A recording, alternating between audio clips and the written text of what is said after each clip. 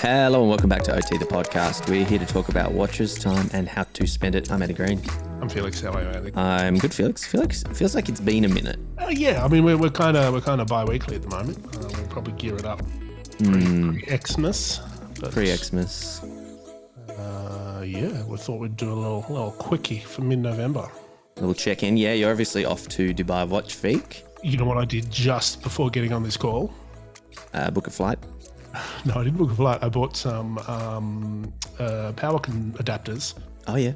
Because I didn't have the right time. Amazon getting here tomorrow. You know, my great tip is you just get a single power adapter. That's one of the multi-use ones. And then you get a little 4 power board for your local market. You know what? Plug that in. I wasn't going to go there. That's exactly what I do. I have my setup optimized for Switzerland. Yep. Obviously. I did have an international power adapter. I believe it was a promotional gift from, I want to say Ball, maybe? Okay. Possibly right. Frederick Constant. They're working hard for your approval. Well, yes. It was, let's just say I lent it to a colleague. Oh. Never got it back. Oh, well, I don't want to point fingers, but I think I know who it is. But yeah, if you're not bringing a power board when you're traveling. Not a sponsored content. $12 for 2, arriving in the next 12 hours. Yeah, because otherwise you end up bringing a whole bunch of them and then trying to find ports. Power boards, super handy. They're light, they're cheap. And yeah, you just get the one. I've even got a travel. This is the next level pro tip that no one asked for. I got a travel power board that has like a folding. Oh. The prongs fold back into it. So it's sleeker. Okay. Well, maybe you can link it up with an affiliate code and we can turn the podcast profitable. Yes. Yeah, so I'm in the prep for heading off to Dubai. I've got currently in front of me all the exciting travel medicines that now come with being a traveller of my age.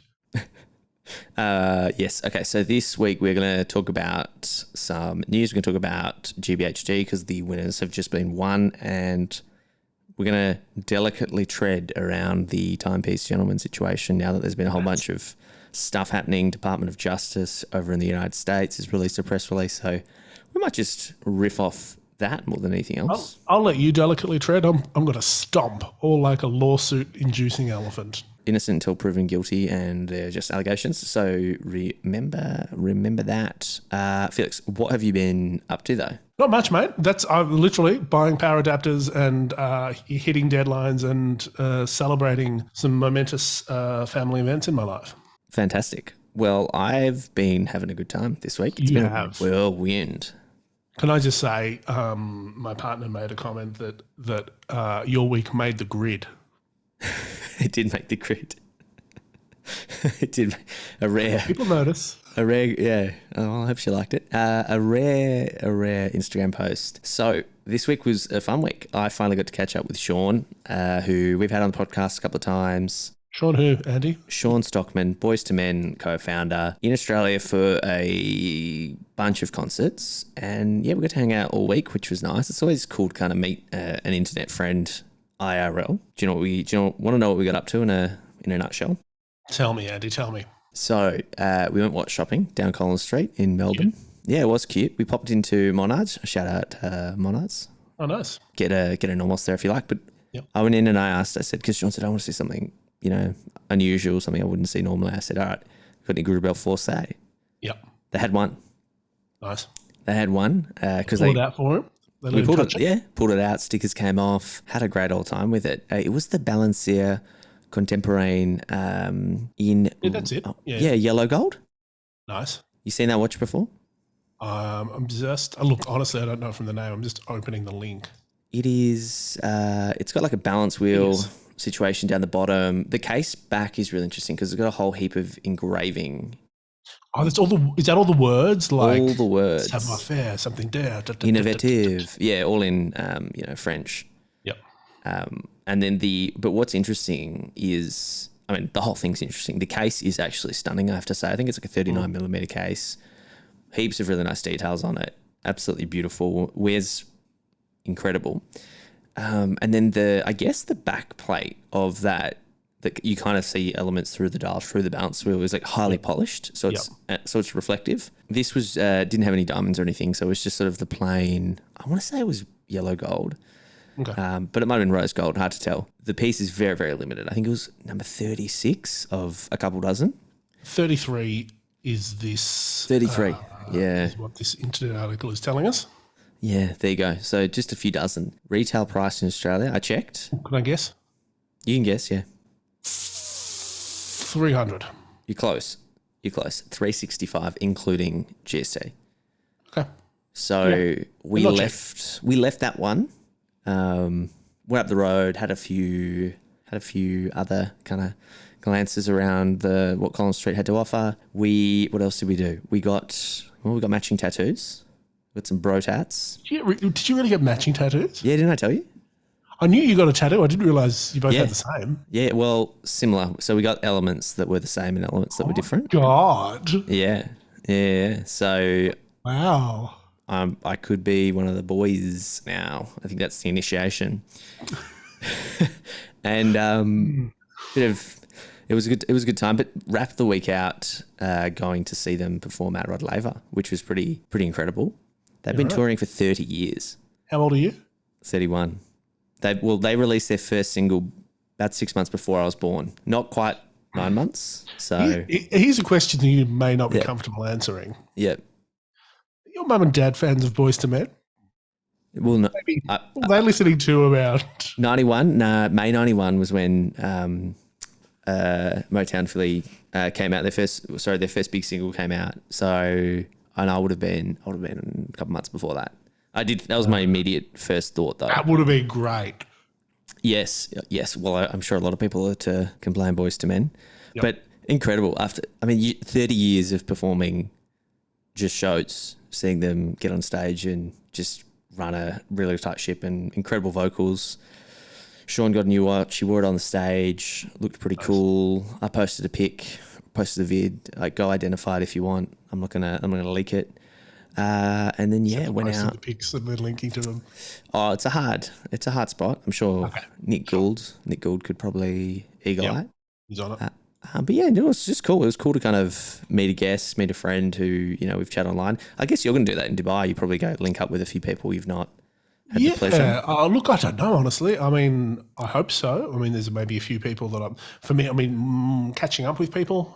Chris Hall? There's a few interviews lined up of people I've spoken to online that haven't met IRL. That'll be nice. Chris Hall going to be there? No, sadly. Could have recruited him. Yeah, what are you going to do? If anyone at Dubai Watch Week's listening to this, Chris Hall needs to make the next invite list. Oh, that's a crime. Anyway, enough about that. A watch fell into our Discord and our Instagram feeds this week, which is polarizing to say the least. An interesting watch, isn't it, Andy? It's not for everyone. I'm referring at the moment to the Hodinkee article, the Lena and Mina reference point for all things horological. Patek Philippe, the minute repeater alarm ref 1938P in honour of Philippe Stern. What I didn't realise about this, Andy, we'll get to the face of the watch in a minute. This is only watch. Oh, is it? That's what they reckon.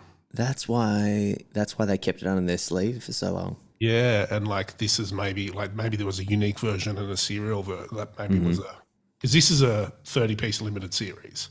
Okay.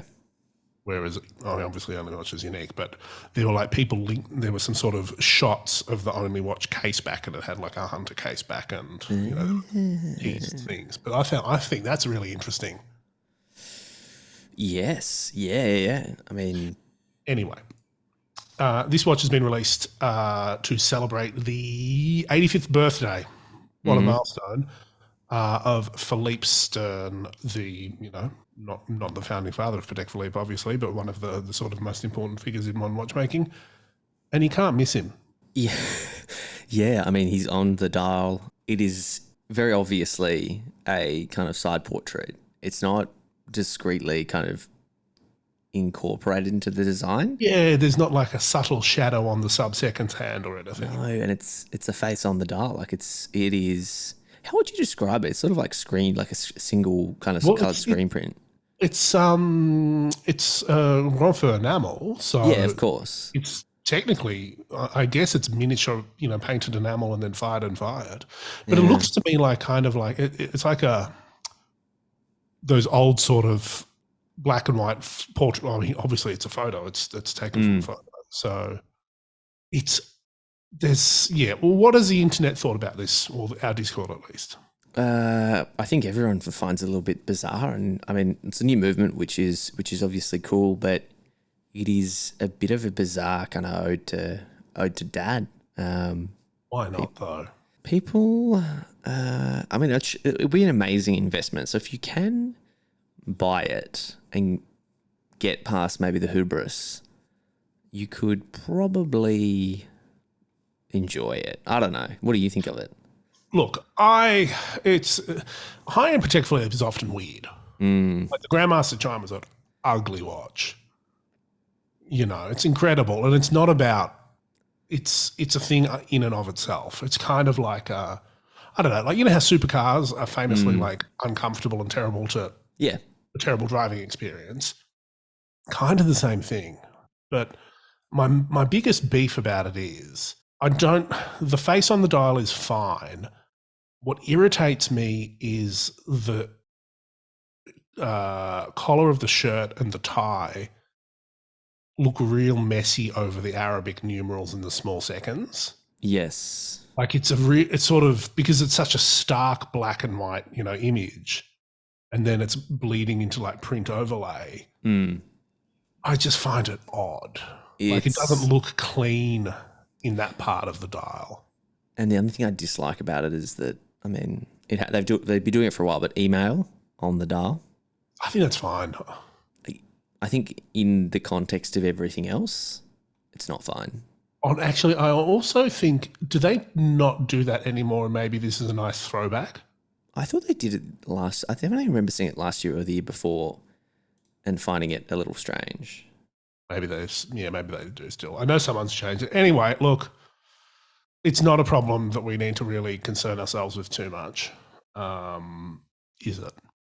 No, I don't have the whatever $1 million that it costs. But you know what? If you're the ultimate, it'll be over. I think the Grandmaster Chimes are about $7 million. Oh, yeah, okay. Well, if you're the ultimate Patek Philippe fanboy, then presumably you are a massive fan of, you know, what Philippe Stern did. Honestly, I suspect not a small number of these will be going to retailers that have a Philippe connection. No. Oh, yeah. That knew Philippe Stern. Like, in other news, Mr. Booker passed away recently, but, you know. Yes. Someone like that, I can imagine, would. Yeah, I mean, but it's a family owned. It's been family owned the whole time. Yeah. There's not that many people involved at the top. You know, what is Terry's, fourth generation? So if you are a huge fan of the work that they've done and you value, you know, his autograph and that, then you probably like it. And because it's got his signature engraved on the rotor. So this is for the super rich super fans, I guess. It's an odd thing, isn't it? It's not for us. Speaking of odd things, Andy, GPHG. Yeah, let's pull up the winners. So we don't want to talk for the next 80 minutes of our life about, you know, all the categories, but I think it's worth. This is for those playing at home. We've pulled up gphg.org or perhaps adinky.com sort of take up of the winners. Let's maybe have a quick sort of scroll through, see what catches our eye, Andy, and have a bit of a chat. Should we start at the top? Let's start at the top.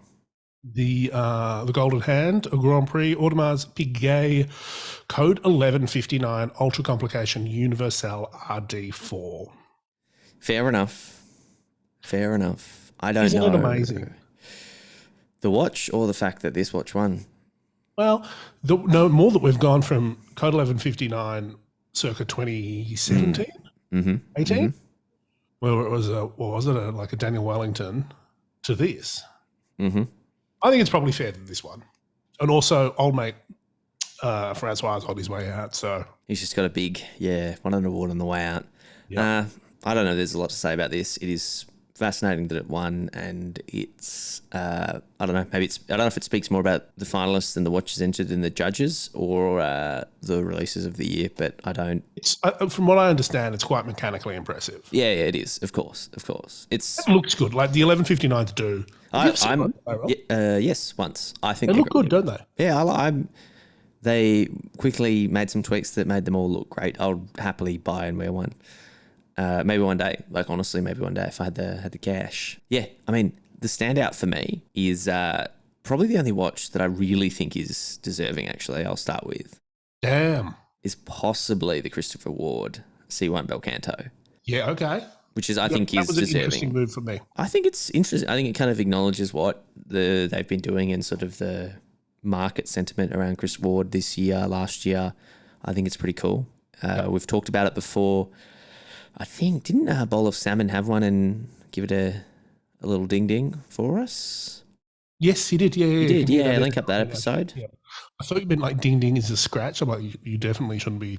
No. Other two notable things for me, the Piaget Altiplano. That won the Artistic Crafts Watch Prize. Do you know what this watch reminds me of? James Lamb. Yep. 100%. Look, having said that, I thought the Ladies' Watch Prize, the Piaget Hidden Treasure, I saw that through glass in Switzerland. It is incredible. That is the other insane winner. Oh my goodness, beautiful. It's a whole other thing, and it's really, really great and beautiful, and no issues with that winning whatsoever. No issues. Even Dior Montrez, don't hate the Ladies' Complication watch. Insane detail on the dial. Yeah, sure. Yeah. My mid takes, let's say. Mm-hmm. I'm glad. I think the Ulysses Air Freak winning the Iconic Watch Prize is good. I don't know if any sort of iteration of the Freak has won before. It should. They're always in there. Iconic design. What else do I find? Simon Brett and the Ferdinand Batude. Yeah. I'm not surprised by either of those. They had a lot of hype around them. Heaps. They had a lot of, sort of positive energy. I find it interesting. I don't believe they gave out a men's watch prize. Men's complication. That they usually sort of have. So not just overall men's watch. The Tudor is a Pelagos 39. Hang on. As the sports watch prize? Yeah, Pelagos 39 for the sports watch. Why not the FXD or the 54? Why the Pelagos 39 at all? Great watch. I like it. Sold me in person. But that's the sports watch, apparently. This is the problem with the whole situation is. Yeah, the other one, Peter Day, there's another one that had a lot of buzz. Yeah. Virtual Island does nothing for me, that sort of square case shape. Laurent Ferrier, Grand Sport Tourbillon. I mean, they're fantastic watches, like really, really cool. Laurent Ferrier has been, getting a bit more popular. I think that brand has come a long way, and I don't hate seeing it kind of get limelight. I think it's probably deserving. Limelight Piaget, Andy. Yeah. Little watch humor for you guys. Goodness. Yeah, Simon. Do you have any sort of beyond the actual pieces themselves? Is this a strong year for watches? A bad year for watches? What are there any sort of I know we haven't read Chris Hall's take on it yet, which will probably inform what we think. I mean, what do you reckon? A lot of it looks similar, like the men's comp and so the Hortlants and the Yves Leyland you could describe as looking pretty similar quickly. You've got strong from the independents, so Peterman Bidet, Ferdinand Behoud, Simon Brett, all look kind of similar. Yeah. Even the Beauvais, It's this. I find it fascinating the Beauvais one, by the way, but that's hey, we're getting a Beauvais boutique in Australia, allegedly. Yes, no, here we are. Yeah, it's opening soon. I find it fascinating. It's you're right about that similar look, and I think it's that contemporary, air quotes, independence aesthetic. Independence aesthetic, and also dress watch vibes. Like how many watches on a bracelet? One, two. There's two watches on bracelet, right? So that is very interesting, and maybe that does reflect the broader sort of shift that we're seeing. I mean, ultimately the problem is it's competition where people have to pay and submit their designs, and if you don't, then you don't get selected. So it's sort of of course you can't expect these, foundation to find every watch that's released. Yeah. But yeah, maybe it's the payment side of things that, makes it tricky. And I don't know. I feel like brands that could definitely afford to do it and do it Oh, should. Bulgari. That's interesting. No, there's a Bulgari, Is it? Serpenti, Oh, yes. Cleopatra. Yeah. Women's, But it is definitely the sort of thing where you can you put a watch in every category and see how you go. And even if you don't win, you get talked about in the lead up and you get your money back in marketing alone. So it's interesting. It is interesting. Anyway, it is interesting. What else is interesting, Andy? well, let's wrap with this whole Timepiece Gentleman situation. We've chatted about it a little bit before. It's kind of more free discussion in our Discord, which we'll definitely link up, and thank you to everyone that is in there. But basically during the last week, Wednesday, the Department of Justice did a press release that identified a Los Angeles man who ran the business Timepiece or Gentleman Timepieces, has been appeared in court, arraigned in court, and he was arrested the day before with charges that related to defrauding customers of his high-end luxury watch consignment business. The main charges are sort of wire fraud. 20 years is sort of the maximum sentence for just wire fraud alone, which is, it's sort of like the default charge that, especially in the US, that they try and get people on if you can't get them for anything else. Yeah, just using the wires to commit a crime. That's basically, it's a good catch-all for anyone who thinks that they've gotten away with something. So he's going to be arraigned on the 14th of December, so a month's time. I don't think bail was granted or it was sorted, but it's been weird because he's been posting on social media again, and he was talking about this sort of comeback on the 1st of December or the 3rd of December about coming back and, staying positive. And he's been actively posting and kind of getting back into it. And he, for a little while there, he was sort of, I'm going to make my money back, vlog me making my money back and, chipping away at my $5 million debt or whatever it was. And then it became impossible because whatever he tried to do, people that hated him called up and shut it down, which is fair enough. So he quickly realized, and then he was going to do other stuff. But yeah, it's crazy because he effectively admitted to running a Ponzi scheme himself. Sure. Like, he sort of described it and here's the money and funded my lifestyle, and he put that YouTube video up and admitted to it all. So it's interesting how quickly this happened, because that was only a month or two ago. So to be arrested and charged within just a couple of months means that they've probably been onto him for quite some time, and this was the nail in the coffin. An easy win. And yeah, I mean the DOJ sort of point out the similarities between what he was doing and Ponzi scheme.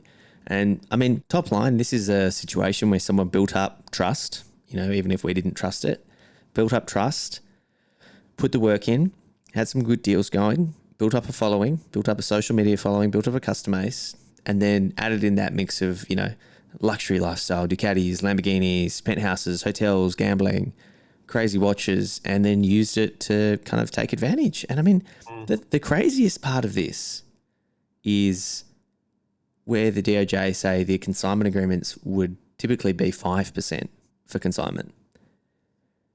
5%, right? That is a huge red flag. Like, I don't know how long you have to be into watches or anything, but no one consigns anything for less than 10%. Like, 10% would be absolute mates rates. Yeah. But the cost or something that's a quick turnaround, surefire. No, but even then, it's like, I consign stuff and it's been 12%, 13%, plus shipping, plus fees. Houses are 20%, like Christie's or whatever. 20% either side. And so, I mean, I don't want to victim blame, but 5%, this is just a reminder of something seems too good to be true, then it probably is. No, and it's not. And it's not victim blaming because it takes, if you ask someone off the street, hey, what's the average consignment rate on a, luxury watch? Who knows? Like, Well, and this is the thing. People off the street that found him via YouTube or Instagram or whatever probably going, oh, this guy's got a big following, he must be legit. Yeah. And I mean, it reminds me of Horology House all those years ago, where it was sort of like big following, working with brands, great content, in the public eye, really front and center of the whole thing. And then what happened there?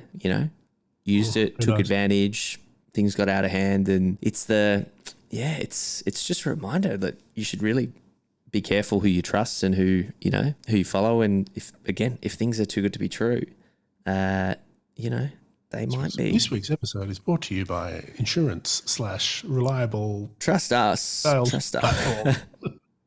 No, and I mean, this is why, there's, you got to be critical of releases, watches, media, everything. You kind of have to put on a critical lens every now and then and go, well, what's in it for them? That's it. Yeah, that's it. And you can't. I mean, it's all like all this is different takes on that. That's the allure of that like dopamine hype sort of thing. Like, and the Timepiece Gentleman probably felt it himself. Like he was like, yeah, I'm really cool. I'm doing this stuff. I can afford to buy another Ducati and. Oh, I mean, the temptation, of course. Yeah. Oh, you get a deal, you get the money in. Oh, I'll just wait till this watch sells. That'll cover both of them. And then all it takes is, you not to get that amount. I mean, this stuff very quickly snowballs. One watch, yeah. Yeah. One thing and then, doubles, and these things, these situations very quickly multiply and they get out of hand very, very quickly, and it just extrapolates. And by the time you realize you're in a hole, it's too far. And look, again, these are all allegations by the Department of Justice, are presumed innocent until proven guilty, beyond reasonable doubt, they'll be caught, all that sort of stuff. So, we don't know. I still find it weird that, he was able to kind of keep existing in the world and had a debt and, yeah. Look, I mean, there's some strangeness to it all. I don't find that so strange. I mean, look, there's, you look at, what's her face, oh yeah, any of these like Silicon Valley sort of same thing. Yeah, Theranos, like that sort of white privilege, rich person persona is like, yeah, sure, they can't be faking it. They're the immigrant daughters of German heiresses. No, he's got far too much money. Probably doesn't. This probably doesn't even make him money. I mean, the other thing they pointed out was the gambling. So, which Anthony I think identified in a few videos was he was a frequent gambler, frequent trips to Las Vegas, and you kind of look for some sort of addiction when. Fraud is always. Are you going to talk about the fraud triangle again, Andy? Mate, if you look at the fraud triangle, you see it. So, I don't know. It's all very disappointing. People have been ripped off. It is nice to see that, I guess, the justice system has stepped in, because I know a lot of people were pretty angry for some time. Do you know if there's like I'm guessing not in America, is like a victims of crime sort of? Oh, I have no idea. I mean, I think there's retribution. So I don't know. That's a movie starring Denzel Washington, and that's a very different outcome. No, I think there's something where you have to pay your victims back. So like Jordan Belfort had to pay back, restitution. Yeah, that's the word, restitution. Like he'll probably have to, like they'll seize his estates and the government will take their legal costs out first, and then everyone else gets whatever's left. If it all gets proven, I mean, I imagine, I don't know. It's just disappointing because we sit here, we've been around for a while, and you see these people pop up that are living fast and loose, and it's just something doesn't make sense. And how does this lifestyle get paid for? Have you ever been defrauded on a watch sale? No, I've been lucky. I had someone try and do it to me. Yeah, right. What happened? Sold a Stoa. Not a lot. It was like $1,000 sale, 500, under $1,000. And I thought, I knew it was kind of sus. Like he was like on a forum, and he didn't have great profile, but it was all checked. Like everything was in my favor. Yep. And he tried to, and I was kind of okay given the price. Like I'm like, this is not the best. I kind of don't feel, and I knew, like, oh, this is not the great thing, but I needed the money, so I took the risk. Yep. And he's like, I didn't arrive. I'm like, oh yeah, 100%. He's like, oh, you didn't say, it. And I just held firm, and I'm like, here's the video of me putting it in a box, giving it to the postie and all that sort of stuff, and like, here's the tracking. It's all there. It's PayPal will be on my side. And then it quickly turned to, just refund it, I'll send it back. Like the story broke down. He just didn't. He was hoping I would. Right, buckle or. He probably didn't like the watch, or. Yeah, it's just weirdness. Just weirdness. Yeah. Yeah, you just got to be careful. Like reference checks the best thing you can do. Obviously, these people have had references and it's all been checked, but I mean, at a minimum, get reference checks. Search social media, search the internet. My rule of thumb in Australia is like ABN, licensed secondhand dealer, if they're advertising it as that. Facebook, if they are, they're going to be in some of the Facebook groups that we all know and love. I don't think I'd sell internationally. No, well, that's I can sign. So this is ironically, this is why I can sign if I do sell stuff, is because they take all the risk. But even then, there's a couple of people that I trust to do that, and anyone else I go, no. And if someone comes to me, I mean, funnily enough, someone came to me, oh, this is my grandpa's watch. I don't know what to do with it. Old Rolex 1500. I said, all right, well, I'm not going to bother. I could, but I'm not going to deal with the hassle. You don't want to deal with the hassle. You don't know anything about watches. Here's a legitimate dealer. He'll take his 13%. Yep. Nothing to you know.